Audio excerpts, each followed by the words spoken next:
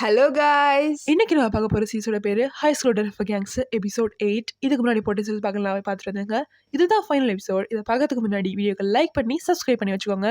Subscribe பண்ணிட்டீங்கன்னா வாங்க வீடியோக்குள்ளே போகலாம். எபிசோட் ஆரம்பத்தில் ஹீரோ ஹாஸ்பிட்டலில் தூங்கிட்டு இருக்கும்போது அவன் அம்மா எந்திரிச்சு உட்காந்துருப்பாங்கல்ல, அதுக்கு முன்னாடி என்ன நடந்துச்சுன்னு இப்போ காமிக்கிறாங்க. கேங்கோட சேர்மன் ரொம்ப நாள் காணாம போயிருந்தார்ல, அவர் அவன் அம்மா பார்க்க வந்திருப்பாரு. அவன் அம்மா ஷாக்காகி நீங்கள் யாருன்னு கேட்க அவர் ஹீரோட அப்பா எனக்கு ஃப்ரெண்டுன்னு சொல்கிறாரு. அவர் ஹீரோ கேங்ஸ்டரோட பையன் வச்சுருப்பார்ல. ஸோ அம்மா கிட்ட உங்கள் பையன் எவ்வளோ கஷ்டப்பட்டு இருக்கான்னு உங்களுக்கு தெரியுமா, உங்களை எவ்வளோ நல்லா அவன் தான் பார்த்துட்டு இருக்கான், ஸ்கூலில் அவனை எல்லாரும் புள்ளி பண்ணுறாங்க, இப்போ அவனே புள்ளின்னு சொல்லி போலீஸில் கம்ப்ளைண்ட்லாம் பண்ணியிருக்காங்க, இதெல்லாம் உங்களுக்கு தெரியுமா இல்லையான்னு கேட்குறாரு. அவங்க அப்படியே ஷாக் ஆகி நிற்க, பேரண்ட்ஸ் தான் பசங்களை பார்த்துக்கணும், ஸோ இனிமேலாவது கொஞ்சம் மேட்சாக நடந்துக்கோங்கன்னு சொல்லிட்டு அவர் கிளம்புறாரு. இப்போ அவர் வெளியே வர மற்ற 2 கேங் மெம்பர்ஸ் அங்கே நிற்கிறாங்க. அவங்க கிட்ட நான் சொல்ல வேண்டியதெல்லாம் சொல்லிட்டேன், அப்புறம் அந்த பையனுக்கு என்ன வயசுன்னு சொன்னேன்னு கேட்குறாரு. அவங்க 19ன்னு சொல்ல அவர் கொஞ்சம் டவுட்டாக பார்க்குறாரு. ஏன்னா 19 வருஷத்துக்கு முன்னாடி கேங்ஸ்டர் அவ கூட தான் ஒன்றா வேலை பார்த்துட்டு இருந்திருப்பாரு. இப்போ சீன் கட் ஆகி ப்ரெசென்ட்டுக்கு வருது. ஹீரோ ஜேமின் கிட்ட இங்கே இதுக்கு வந்தேன்னு கேட்குறான். அவனும் தெரியலையா, இதுக்கு போய் தான் முதுகில் குத்துறதுன்னு சொல்ல அவன் பழைய ஃப்ரெண்ட்ஸ் எல்லாரும் சிரிக்கிறாங்க. அப்போ கரெக்டாக ஜேமின் பையனோட பேக் எடுத்து ஹீரோ கிட்ட தூக்கி போட்டுட்டு உள்ள டேப்லெட் இருக்கு, அதை ஓப்பன் பண்ணி பாருன்னு சொல்லி பாஸ்வேர்ட்லாம் சொல்கிறான். அவங்க உடனே அவனை அடிக்க வர அவனும் ஹீரோ சேர்ந்து அவங்களோட சண்டை போகிறாங்க. இதெல்லாம் பார்த்துட்டு ஷோட அப்பா அந்த ரூமுக்கு வர சொல்லி போலீஸுக்கு கால் பண்ணுறாரு. அப்போ கரெக்டாக சோய் ஒரு பையனை அடிச்சிடறான். அவன் ஃபேஸ்ல இந்த பிளட் எல்லாம் வருது.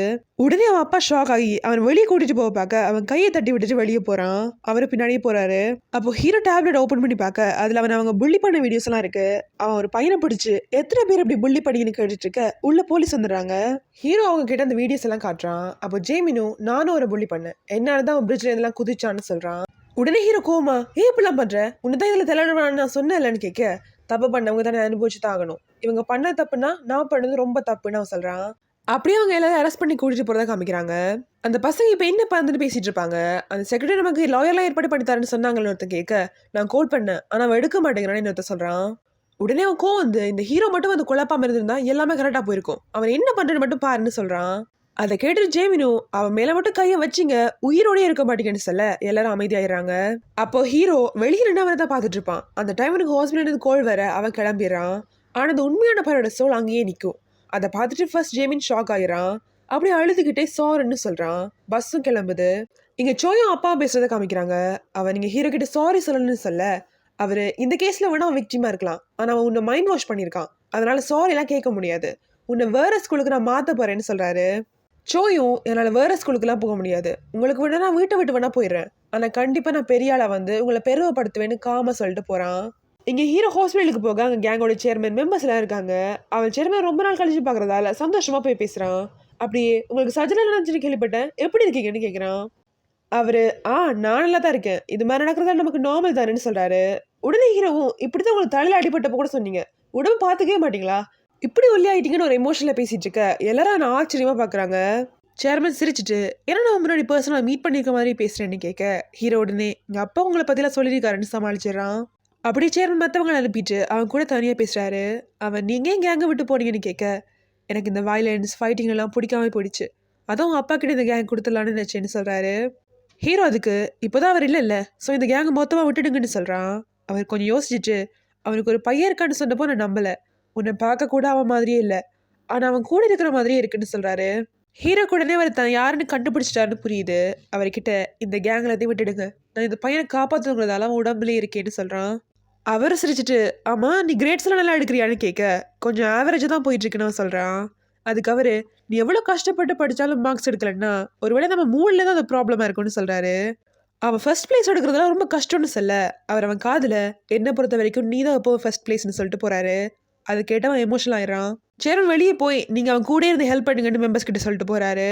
இங்கே ஹீரோட அம்மா தன்னை டிஸ்சார்ஜ் பண்ண சொல்லி கேட்டுருக்காங்க. அவங்க வீட்டு வேலைக்காரி இல்லை நீங்கள் இங்கே இருந்தால் ட்ரீட்மெண்ட் பார்க்கணும்னு சொல்லிட்டு இருக்கா. அப்போ ஹீரோ அங்கே வரான். அவன் அம்மா அவன்கிட்ட அதையே சொல்ல ஹீரோ டாக்டர் கிட்ட டிஸ்சார்ஜ் பண்ணலாமான்னு கேட்குறான். அவரும் பண்ணலாம், அடிக்கடி வந்து டெஸ்ட் பண்ண மட்டும் போகுதுன்னு சொல்கிறாரு. அப்படியே எல்லாரும் சந்தோஷமாயிடுறாங்க. அப்படியே அம்மா வீட்டுக்கு அனுப்பிட்டு அவன் அப்பாவை பார்க்க போகிறான். அவர் ஜெர்மனிக்கு போயிருப்பாருல்ல, அன்னைக்கு தான் அவர் திரும்பி வந்துட்டு இருப்பாரு.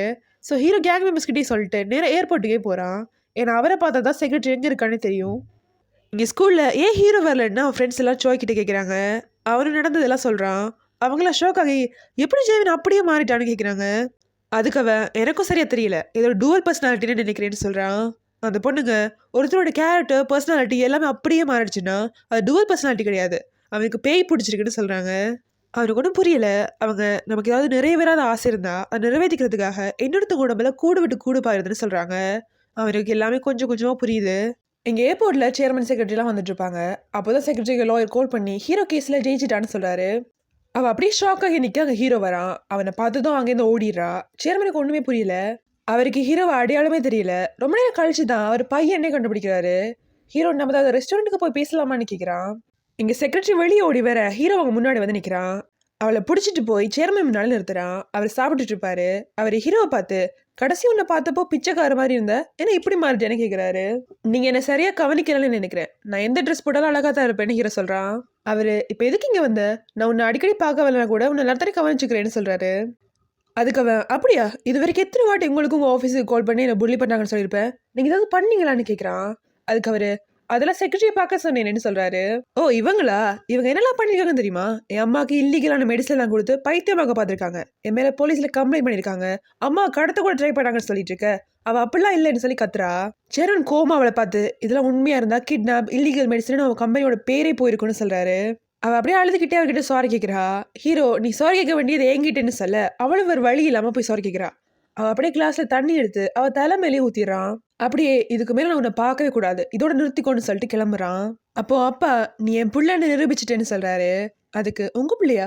சும்மா பெத்தா மட்டும் உங்க பிள்ளையாயிராது, கூட இருந்து வளர்க்கணும், அப்பதான் பேரண்ட்ஸ்னு சொல்லிட்டு போறான். அவன் வெளியே போய் அம்மா கால் பண்றான். அவங்க நான் திரும்ப நடிக்க போதான் இருக்கேன்னு சொல்றாங்க. முன்னாடி அவங்க ஆக்ட்ரஸ் தான் இருந்திருப்பாங்க. அவனுக்கும் அதை கேட்டு ஹாப்பி ஆயிருது. போனை வச்சதும் அவன் முன்னாடி ஒரிஜினல் பையனோட சோல் வந்து நிக்குது. அன்னைக்கு பூரா அவன் அதை ஃபாலோ பண்ணிட்டு இருந்திருக்கோம். இப்போ அவங்க 2 பேரும் பேசுறாங்க. ஹீரோ அவன்கிட்ட, நான் புள்ளிஸ் எல்லாரும் ஜெயிலுக்கு அனுப்பிச்சிட்டேன், அம்மாவை நல்லா பாத்துக்கிட்டேன், ஃப்ரெண்ட்ஸ் கூட மேக் பண்ணிட்டேன், நான் ப்ராமிஸ் பண்ண எல்லாமே பண்ணிட்டேன், என்ன நினைச்சா எனக்கே பெருமையா இருக்கு, இப்போ நீ வந்து உன் லைஃப்பை நல்லா வாழலான்னு சொல்றான். அதுக்கு அந்த சோல், நீ என்ன காலேஜுக்கு போகலைன்னு கேட்க, நீ தான் இப்போ சீக்கிரம் வந்துட்டல, அதை நீ தான் பண்ணணும், இன்னும் 1 வாரத்துல நீ இங்க வந்துடலாம், நானும் கிளம்பிடுவேன்னு சொல்றான். அடுத்த நாள் அவன் கிளாஸுக்கு வர ஜோய் அவனை கூட்டிட்டு போய் பேசுறான். எனக்கு எல்லாமே புரிஞ்சிருச்சு, உன்னோட சோல் இந்த உடம்புக்குள்ள வந்துருச்சு, அப்படித்தானே கேட்கிறான். ஹீரோட சமாளிச்சு, எனக்கும் சரியா தெரியல, எல்லாம் ஒரு ஃப்ளோல தான் போயிட்டு இருக்கேன், நான் அப்புறம் பேசலாம்னு சொல்லிட்டு அங்கே ஓடிடுறான். ஹீரோ போய் அந்த பாஸ்கெட் பால் விளையாடுற பையன் கூட பேச அந்த பையன் ஹீரோ கிட்ட சாரி கேட்கிறான். அவன் தான் ஹீரோ பத்தி ஜோயோட அப்பா கிட்ட சொல்லியிருப்பான்ல. ஹீரோ கிட்ட, நீ அப்பா நம்பரை லீட் பண்ணிட்டு அவங்களோட ஃப்ரெண்ட்ஸை மட்டும் இருக்க பாருன்னு சொல்றான். அந்த பையன், நான் உங்க கூட ஃப்ரெண்ட்ஸா இருக்கலாமான்னு கேட்க, நமக்குள்ள வைப் செட் ஆகாது, ஸோ வாய்ப்பு இல்லைன்னு சொல்லிட்டு போயிடுறான். இப்போ ஹீரோ கிளம்ப வேண்டிய நாள் வருது. சோயர் ரெஸ்டாரண்ட்ல பார்ட் டைமா ஜாப் பண்ணிட்டு இருப்பான். அங்க அந்த பாஸ்கெட் பால் விளையாடுற பையன் வந்து அவன்கிட்டயும் சாரி கேட்கிறான். அவன் என்ன திடீர்னு கேட்க, ஹீரோ தான் அவன் போனதுக்கு அப்புறம் அவனை யூஸ் பண்ணாம ஃப்ரெண்ட்ஸா இருக்க சொன்னான்னு சொல்றான். சோயும் நானும் ட்ரை பண்றேன்னு சொல்லிட்டு, ஏன் அவன் போனதுக்கு அப்புறம்னு சொன்னான்னு கேட்க, அந்த பையன், ஒருவேளை அவன் டிரான்ஸ்ஃபர் ஆக போறான் போலன்னு சொல்றான். அதை கேட்டவன் ஷாக் ஆகி ஹீரோவை பார்க்கறதுக்கு ஓடுறான். ஹீரோ கிட்ட போய், நீ கிளம்ப போறியா, உண்மையான ஜிகன் வரப்போறான்னு கேட்க, ஹீரோவனை செமெட்ரி கூட்டிட்டு போறான். அங்க போய் அவனோட செமெட்ரியை காட்டுறான். அவன் பிரிட்ஜ்லேருந்து உள்ள போனப்போ நான் காப்பாற்ற போனேன், அதனாலதான் எங்களுக்குள்ள சோல் மாறிடுச்சு, நான் எப்பவோ செத்துட்டேன், இந்த போர்டு என்னோடது கிடையாதுன்னு சொல்றான். சோய் ஷாக் ஆகி, அப்படிதான் உண்மையான ஜீவன் திரும்பி வந்துட்டா உனக்கு போறதுக்கு இடமே இல்லை, அப்படிதான் கேட்கிறான். ஹீரோவும், ஆமா நான் திரும்பி வர மாட்டேன், இது தெரிஞ்சா நீ கவலைப்பட வேண்டாம் உங்ககிட்ட சொல்லலைன்னு சொல்றான். இப்பயே சொல்றேன்னு சோய் கேட்க, ஏன்னா ஜீவன் திரும்ப வந்துட்டான்னு ஹீரோ சொல்ல அவ பின்னாடி அவன் சோல் நிக்குது. அவங்க 2 பேரும் எமோஷனலா பேசிட்டு இருக்க ஹீரோ வெளியே வரான். அங்க கேங் மெம்பர் வராரு. அதுல புது கேங்ல இருக்கு ஹீரோ தான் உண்மையான கேங்ஸ்டர்னு தெரிஞ்சிருக்கும். ஸோ அவர் அவனை பார்த்து அழுறாரு. மற்ற மெம்பருக்கு சுத்தமா ஐடியாவே இல்லை. இங்க ஜோயும் ஜியோன்னு பேசிட்டு இருப்பாங்க. ஜோய் அவங்கிட்ட, நீ எனக்கு ஹெல்ப் கேட்டு எங்க வீட்டுக்கு வந்த, நான் தான் ஒன்று முடியாதுன்னு சொல்லிட்டு அனுப்பிட்டேன், அதனால நீ பிரிட்ஜ்ல இருந்தே குதிச்ச, ஸோ நான் உங்ககிட்ட சாரி கேட்கறேன்னு சொல்றான். அன்னைக்கு நடந்தது ஃபிளாஷ்பேக்காக காட்டுறாங்க. அவன், நான் போலீஸ்ல கம்ப்ளைண்ட் பண்ண போறேன், உன் அப்பா கிட்ட எனக்காக பேச முடியுமான்னு கேட்டிருப்பான். ஆனால் சோய் முடியாதுன்னு சொல்லியிருப்பான். அவன் அதை நெஜம் ஃபீல் பண்ணிட்டு இருக்க சியோன், அதில் உன் தப்பு எதுவும் இல்லை, நான் தான் ஹீரோ மாதிரியோ இல்லை உன்ன மாதிரியோ எனக்காக போராடி இருக்கணும், ஸோ அதை ஏன் தப்பு தான்னு சொல்கிறான். அப்படியே அவங்க 2 பேரும் சமாதானம் ஆயிடுறாங்க. இங்கே ஹீரோ கிட்ட கேங் லீடர், என்கிட்ட முன்னாடியே சொல்லலைன்னு கேட்க, ஏன்னா நான் ஏற்கனவே செத்துட்டேன், ஸோ திரும்பவும் நான் உங்களை கஷ்டப்படுத்த விரும்பலைன்னு அவன் சொல்கிறான். அதை கேட்டவர் ரொம்ப எமோஷனல் ஆயிடுறாரு. ஹீரோ கிட்ட, நீ இவ்வளோ நாளாக என்கிட்ட லோயலாக இருந்திருக்க, அதுக்கு ரொம்ப தேங்க்ஸ்ன்னு சொல்கிறான். அவன், நான் தான் தேங்க்ஸ் சொல்லணும், நீங்க எந்த ஃபார்ம்ல இருந்தாலும் நான் உங்களை மறக்கவே மாட்டேன்னு சொல்றாரு. இங்க ஷோய் ஹீரோ போறது நினைச்சு அழுதுகிட்டே இருக்கான். அதே டைம் ஹீரோ சேனும் உட்காந்துருப்பாங்க. அப்ப அங்க ஃபுல்லா வெளிச்சமாயிருது. அவங்க சோல் எக்ஸ்சேஞ்ச் பண்ற நேரம் வந்துடும். ஆனா கரெக்டா சியோன், அப்போ நீங்க பண்ணதுக்கெல்லாம் ரொம்ப தேங்க்ஸ், ஆனா எப்போ அந்த பிரிட்ஜ்ல இருந்து குதிச்சனும் அப்பவே நான் செத்துட்டேன், இனிமே நீங்க தான் இங்க இருக்கணும்னு சொல்றான். அதை கேட்டு ஹீரோ ஷாக் ஆகி, நான் எப்படி உன் லைஃப் எடுத்துக்கிறதுன்னு கேட்க, எனக்கு வாழ்றதுக்கு எந்த எனர்ஜியும் இல்லை, எந்த ஆசையும் இல்லை, என் உடம்புக்கு இருந்து நீங்க ஹாப்பியா இருந்தா அது போதுன்னு சொல்லிட்டு அந்த வெளிச்சத்துக்குள்ள போய் மறைஞ்சிடறான். இப்போ கொஞ்ச நாளைக்கு அப்புறம் ஹீரோ சோயும் காலேஜுக்கு போறதை காமிக்கிறாங்க. அவங்க அப்படியே ஜாலியா பேசிட்டு போக அங்கே என் கிரெடிட்ஸ் போட்டு இந்த சீரிஸையும் முடிச்சிடறாங்க. இதோட இந்த சீரிஸ் முடியுது. அடுத்த சீரிஸை சந்திக்கலாம். அது வரைக்கும் வீடியோக்கு லைக் பண்ணி சப்ஸ்கிரைப் பண்ணி வச்சுக்கோங்க. பாய் பாய்.